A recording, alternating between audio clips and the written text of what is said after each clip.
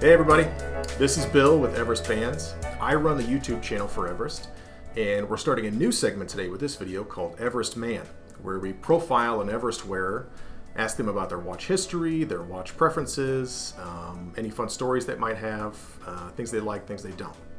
So today's first episode is with George. Howdy, folks. George works here at Everest. Tell us a little bit about your history with Everest and how you got started here. Yeah. So I've been working for Everest now for 8 months. I do all of the social media here. And so beforehand, I was working for IBM for about 4 years. And while working for IBM, I decided that within my first year, I wanted to acquire a timepiece to celebrate graduating college and acquiring a job and whatnot, and that's kind of where the love started. From doing that, I started to acquire a few watches, and I stumbled across Everest and saw what they're doing, the products they're offering, and come to find out they are right here in St. Louis, Missouri. So I got to meet Mike. Yeah, got to meet Mike in person and kind of become friends with him over time. And Mike's the CEO of the company. Correct. Yeah, Michael DiMartini is the CEO, and him and Dave started the company together back in 2012. The OGs. The OGs of the company, and Dave is retired, but Mike is still here, running the ship, doing it very well. And so from meeting Mike in person and actually getting to see the products in person, I started acquiring a few straps from them and also accessories like their watch roll. So I would actually post about how much I love their stuff quite frequently, and Mike kind of noticed that, and he decided to offer me a job here, and so I couldn't turn him down. So I've been here for 8 months and haven't looked back since. So lucky. So lucky. I mean, truly kind of lucky to be able to work in the watch industry here in Missouri. It's not something you'd expect to find here in a place like St. Louis. No, not at all. Is a big player in the watch and watch accessory market. Yeah, for sure. So tell me about your watch history. Some of the first watches you owned, maybe the first one that you bought on your own. Tell us about those. Yeah. So looking at when I first fell in love with watches and interacting with them, this story seems to be very common in the industry, but it was my father. My dad liked watches. He wasn't necessarily a collector, but that was not as common back then. But I'd always remember him wearing a Super Ocean Breitling with a yellow dial. Very fond memories of him wearing that watch. And so, again, kind of when I started IBM, I actually stumbled across watches again, kind of the rebirth of my love of them through Instagram. And so I decided I wanted my very first Swiss mechanical watch because I had owned several quartz watches over the past. But I ended up going to Clarkson Jewelers right here in St. Louis, Missouri, which big shout out to them. They're fantastic. Shout out to Todd. He is a true through and through watch fanatic and nerd, so I can spend hours talking to him there. But I actually wanted to buy a Tag Heuer Aqua Racer. It's just like a great entry-level Swiss watch. I wanted a dive watch because I was going to be doing a lot of desk diving. Of course. Yeah, got a desk dive. It makes perfect sense. And so I acquired that, and then it's all downhill from there, really. Yeah. So just fell in love with them, and since then I've been acquiring pretty much multiple pieces every year. One of Everest's big watch brands that they make straps for is Rolex. That's, by far the biggest brand that they make bands for. So what's your top Rolex that you own? Or one that maybe you want to own? Was it this one? Or it's this one right here, the 116610 LV. So nicknamed the Hulk. Everybody loves the Hulk now. It's becoming extremely desirable, and the reason why is just truly it's just got so much character out of the whole lineup. With the sunburst green dial, it can just be like a slate green, but once the light hits it, it just shoots or explodes almost. And then the green ceramic. It's just a fun watch, and oddly enough, it's a watch you can wear with pretty much any outfit. You wouldn't think the green would go with anything, but honestly, you can dress it up in a full suit, dress it down with just jeans and a t-shirt, sneakers. Yeah, it's not like it's not like a lime green or like a neon or something. It's kind of a subdued green that really blends well with a lot of other colors and textures. If you could only own one watch, it would be the one to own. Right. So the icon. Yeah. What's one that you hope to get, in the next 5 years or so? And I think it's going to be a GMT. I think in my collection it makes the most sense. Initially when I was first looking at Rolex, I thought it would be really cool if they did a stainless steel Pepsi. But for the longest time, nobody thought that would be a thing because they had it in the white gold. And so, it's a $30,000+ watch. And I've got a couple of them. So that was not something I was going to be acquiring anytime soon. And even ADs were saying there's no way, that's not a possibility for them to do that. Why would they make a steel ceramic Pepsi? And they basically turned the world upside down and made every watch enthusiast drool when they came out with the BLRO in steel. Yeah. In 2018. And so I think that is a strong contender for sure to add to my collection. So that way I have land, air, and sea. Sub, Daytona, and GMT Master. Yeah. You like the Pepsi rather than, the Batman? Yeah, the BL&R. I really like the BL&R, but for me it's too subdued. I would personally rather go with the Pepsi, being that it is more iconic in the Rolex offering. They've always pretty much done the red and blue combination. And so it's been around for decades and decades. Yes, yeah. And so that I think I've been drawn to that. So you like color? I love color. Yeah, I don't. As of right now, I don't have a blackface Rolex. Yeah. You've got the green dial sub, got the white face Daytona, and then I have a older Datejust with a tapestry kind of silver dial. So yeah, it's kind of odd. Well, while we're talking about those, let's see a little bit of your collection if you don't mind. Yeah, sure. What do you want to show us first? I fell in love with this kind of ironic dive watch by Breitling, but mainly because it had the Breitling color, which is yellow. And so the rehat of the Super Ocean is yellow. But the odd thing is, with the diver, there is actually no lume pip on the graduated 60-minute bezel. And there's also Arabic hour markers. So it's just very kind of an odd diver, but for some reason it just plays so well.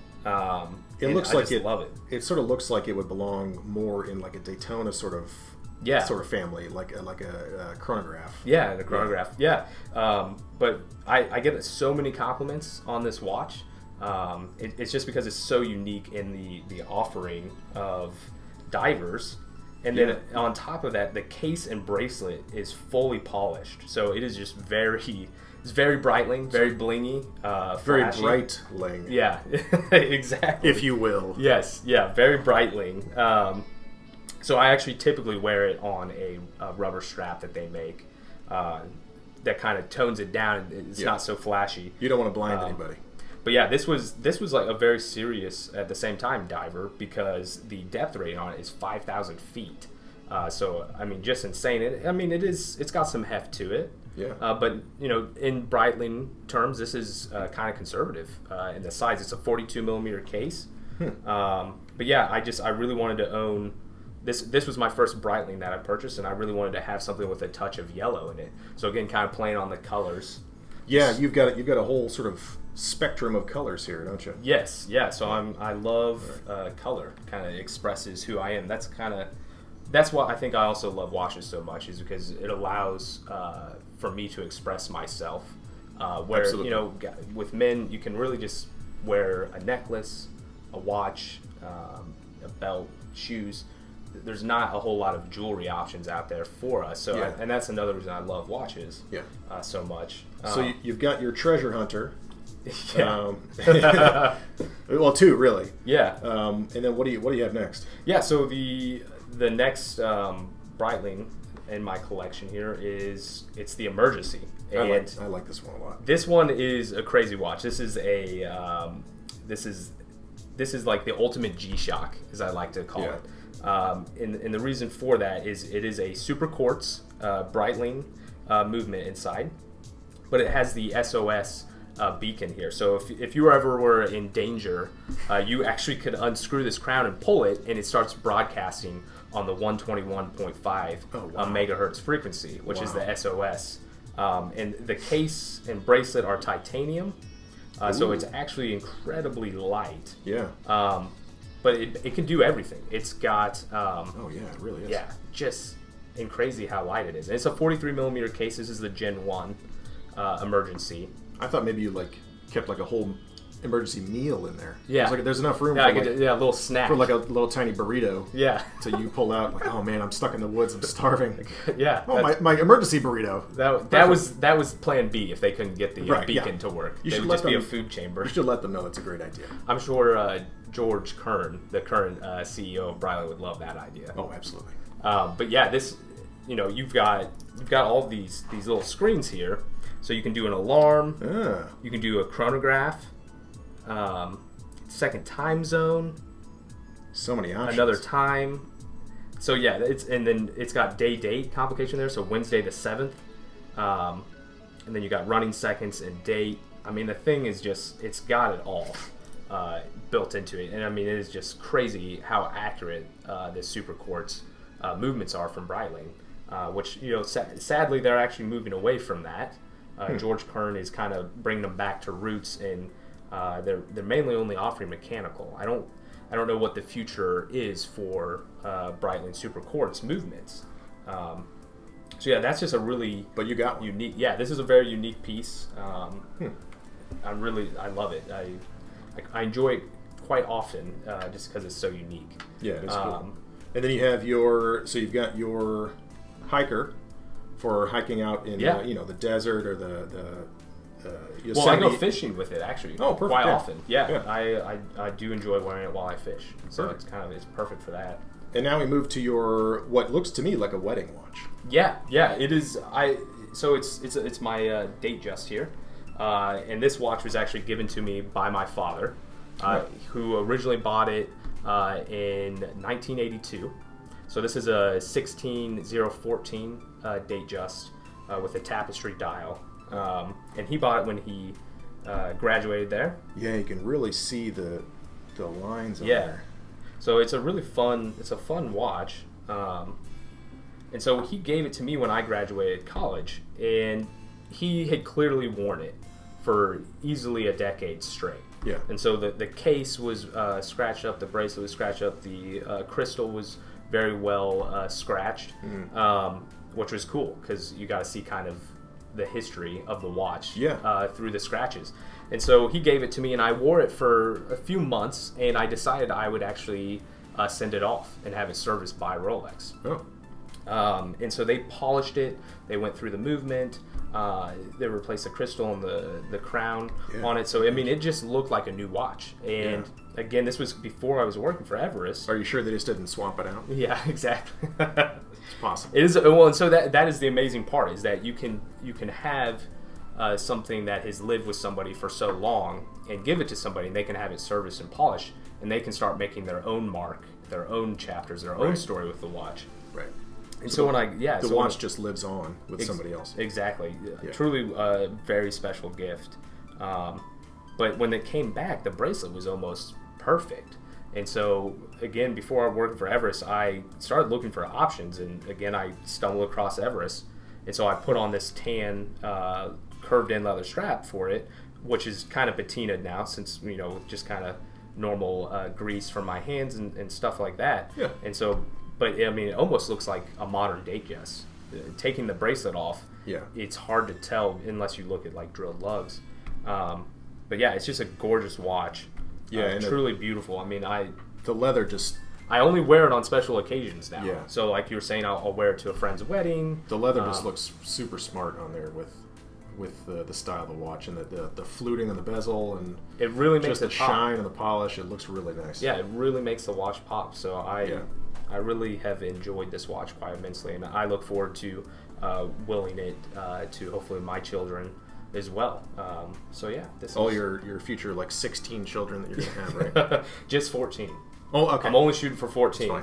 Yeah. So a baker's dozen and one. That's what they call it. yeah.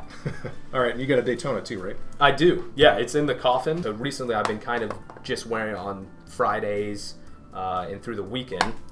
And so when I store it in my safe, I put it in this coffin, and this is actually how Rolex ships the watches to authorized dealers. I was able to acquire this coffin, which is really cool, and I have the bezel protector on there, just so it stays kind of more pristine while it's in there. But yeah, this is kind of like the holy grail of watches to a lot of watch collectors, and the reason for that is just because they can be quite difficult to acquire, and so I feel very fortunate to be able to have a relationship with an authorized dealer and be able to acquire one. Yeah. Because it is truly a beautiful watch. I mean, it is Rolex at their best. Yeah. It's very elegant. The movement is phenomenal, and just the materials that are used. The ceramic bezel is just stunning with that vaporized platinum on the inlay there. It's just it's really cool. Yeah. I mean, as far as like iconic Rolex watches go for me, and I'm new to the game of watches, but I think the Daytona is just one of the coolest looking watches out there. Yeah. I mean, it still is after decades and decades. It just looks so rad. What generation of Daytona is this? Yeah, so this is the modern Daytona, the one that was introduced at 2016 Basel World. Huh. And so it's an 116500LN. But yeah, so it's got the black ceramic bezel with the black subdials and the white dial. Yeah. It's not even like fully black though. It's sort of like they're just like a slate gray or something. I think that's. Oh, you're talking about the ceramic itself. Yeah, the dial or the bezel. Yeah, so I mean the subdials are definitely black in there, but that's the cool thing about ceramic. Kind of even talking to the Hulk, when the light hits it a certain way, and so because of the lighting, it kind of changes the effect of it the does actual change color in sure. there on the ceramic. It's cool. But yeah, I absolutely love this watch. I wear it typically reserved on weekends and special days. For party time. Party time, exactly. But it's just such a thin watch. That's why so many people love wearing this watch.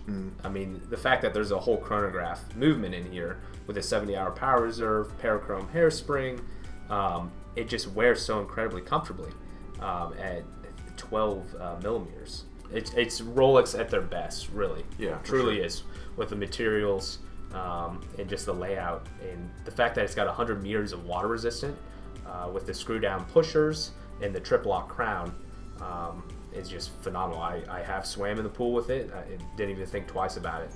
In case you're boat racing or something, right? I'm talking like speed boats, so like a race car on the water. Yeah, well, I mean, you could time it, right? You could be on the shore there, timing them. That's what I'm saying. Yeah, it's my crown jewel of my collection right now, if you will. Yeah, it is. It's the crown jewel of the collection. So cool. What's in this little guy right here? Yeah, so in the little Everest pouch here. So this was the precursor in my collection to my Daytona. So while I was waiting to acquire a Daytona, I went on my way to find a Tudor Tiger. Those are cool. It's a really cool watch. So this is a 1996 Tudor Tiger. Wow. It was a sponsorship with Tiger Woods there at the time. Again, I kind of wanted the Panda configuration, the black subdials, and your kind of creamy white dial. Yeah. It reminds me of Paul Newman.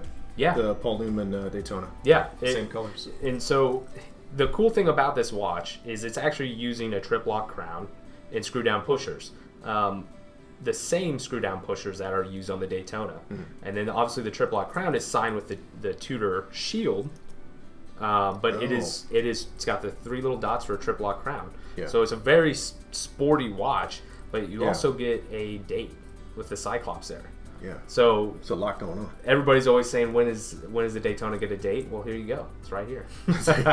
It's honestly using a Valjoux though, so it's a thicker watch. It just but became, you get the Oyster bracelet. It just became a Tudor. The parallel between them there is quite striking. Well, they're like first cousins. basically. Yeah, exactly. Now, this looks like something different. Tell me about this watch here. Yeah. So this is the Manta Triumph. It's on a white Everest strap because my fiance and myself actually share it quite regularly. So I'll take the bracelet off, and she loves it on a white strap because it's a 38.5 millimeter case. So it just wears really nicely on pretty much any size wrist. Yeah. So it's a little bit smaller than most of the other ones you have. Yes. Yeah. I mean, besides the Date Just at 36, this is the next smallest watch. Yeah. But yeah, I acquired this, when Manta was actually being rebirthed. So again, before my time at Everest, again, I got to meet Justin Crodel, the president of Manta. At the time, I met him through Red Bar, which is kind of when I really got actively involved in the watch community. That's when I started my own watch page. It's a great time. Like, if you guys have never been to a Red Bar, I highly encourage looking up through social media or on the internet trying to find a local Red Bar. And if there isn't one, you should definitely start one. It's just fantastic. Red Bar is easily the main source of what has changed my entire life. I would have not met Justin or Mike. I wouldn't meet all of these great guys in St. Louis that are watch collectors. I would not be here without Red Bar, and that is truly a beautiful thing. So we'll see you at the Dubuque, Iowa Red Bar next month. Well, there's actually a national meetup for Red Bar in New York next month. So you're going to have all the chapters come to New York, and it's just going to be a great time. And so, I look forward to seeing Adam Kranios, one of the original founding members of Red Bar, and a lot of my other friends that I haven't seen since last year's national meetup, which was in Vegas. But yeah, back to it. I mean, I literally got to see this when it was in prototype phase at our St. Louis Red Bar, and that's when I was introduced to Justin. And so it was probably a few Red Bars after that. They were getting closer to finalizing production, and I decided I wanted to get the blue dial. The dial itself, it's a sunburst dial. It's just stunning. It's kind of a darker navy, but it's just really catching. And on the white rubber strap, it's kind of a fun summer watch. I'll wear it at the pool. It's got 150 meters of water resistance with a screw down crown. That brush bezel, it's just such a unique watch. The brushing and then polish with the beveled edges is truly stunning. What they could do. For me, I like a watch with more brushed finish. But like a little bit of polish in certain places, and this is a really nice kind of balance between that. It's beautiful. Yeah, I mean, the fact that it's a St. Louis company too is really why I kind of was attracted to it. I mean, these guys are right here in St. Louis, and they're making these beautiful watches.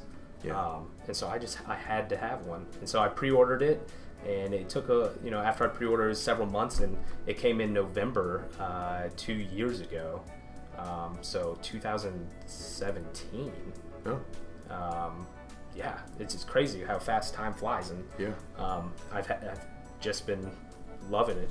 Wear it a lot. My fiance wears it a lot more than me, but now that we got her a watch, she doesn't wear it as much. So I actually finally get to wear it again and appreciate it. So it's funny how that works out in a relationship. It is. So I kind of created a monster? Yeah, jokingly created a monster. She is falling in love with watches. Not jokingly. No, no. It's actually a beautiful thing because my passion for watches has kind of poured into her life, and she actually loves watches. She's always actually thinking what her next watch will be. And so recently, we for her graduating with her master's, I purchased a Breitling Super Ocean for her. It's a smaller version of this almost. 36 millimeter, and it's gorgeous.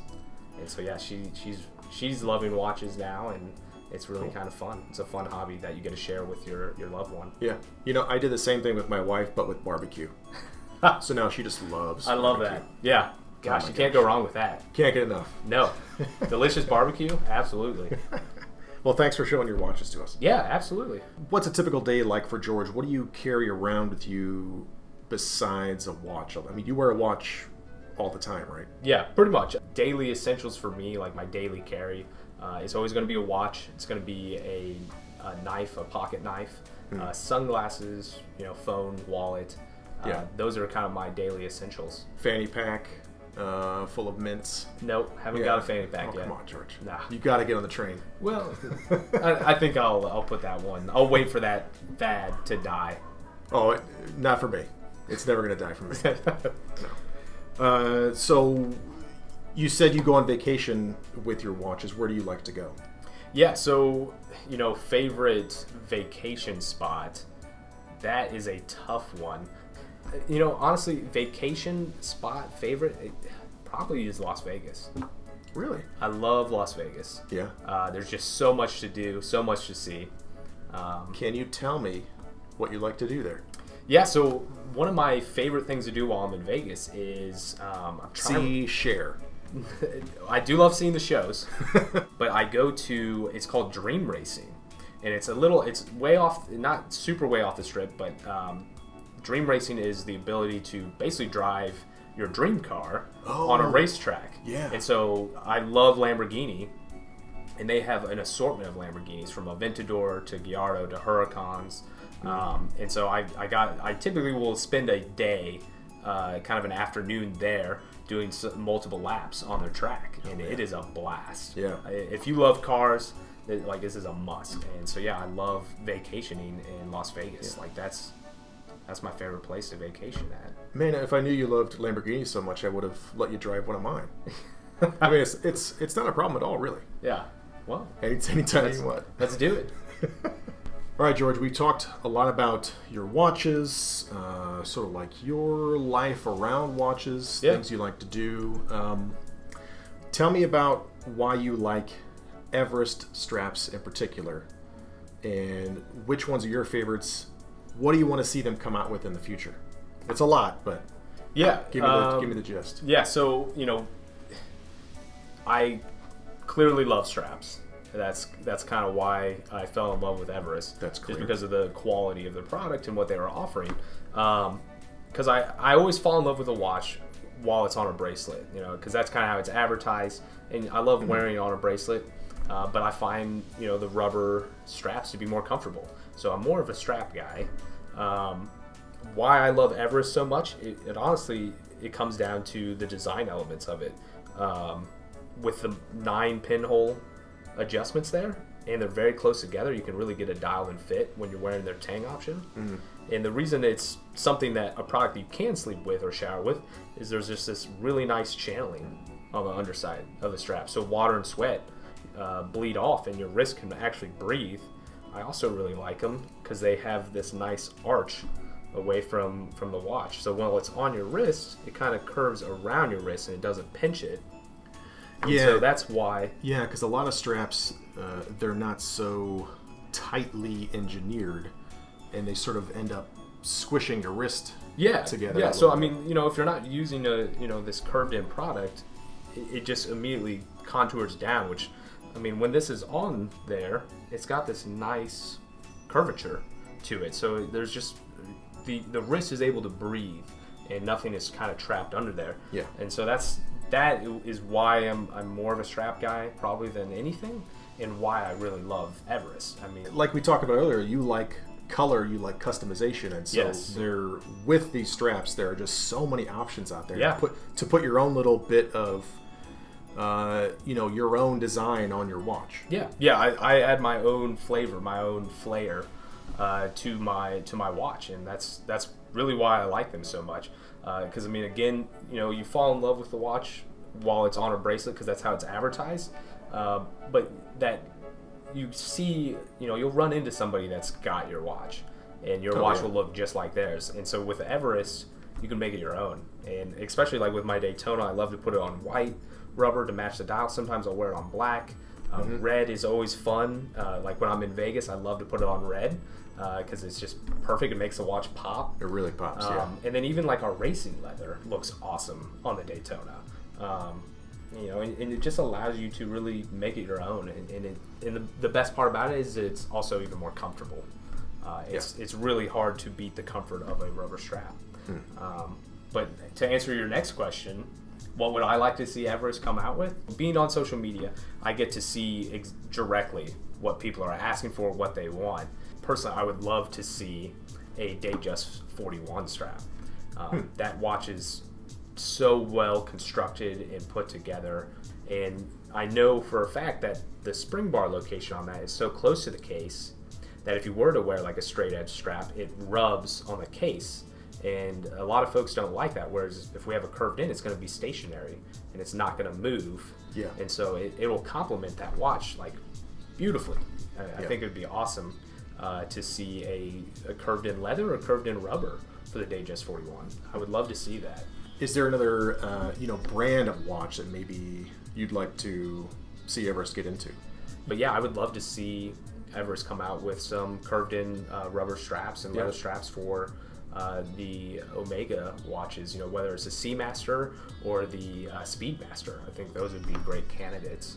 Omega's a huge brand too, so there's a lot of potential. They make a lot of different models, and so there's a lot of potential for variety and colors and styles and stuff with them too, so that would be pretty cool. Yeah, it would be really cool to see some Everest straps on Omega watches. Another thing that I think would be fantastic is a straight edge 20 millimeter essentially strap made for the Oyster Flex Yachtmaster and Oyster Flex Daytona. So that way kind of give that group a variety of colors, and even just with a tang strap option. And technically being 20 millimeters is almost universal at that point. So any watch that has a 20 millimeter lug width could utilize that strap. All right. Well, fingers crossed. We'll see what the future holds. All right. George. Bill. Thank you. Good to see you, buddy. You too. Thanks for watching our first ever episode of Everest Man. For Everest, I'm Bill. George. See you next time. We want to get an Everest strap on every watch in the whole world. Well, that's the goal, right? That would be impressive. Anything is possible. Shoot for the moon, George. Yeah, no, shoot for the galaxy. That's right. Yeah.